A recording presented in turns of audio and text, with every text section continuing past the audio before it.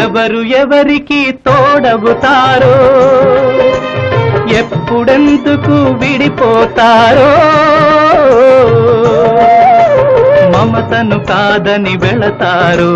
మనసే చాలని ఉంటారు ఎవ్వరి పయనం ఎందాకో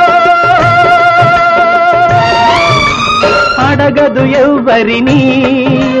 బదులే దొరకదని అడగదు ఎవ్వరిని బదులే దొరకదని ఓ బాటసారి ఇది జీవిత రహదారి ఎంత దూరమో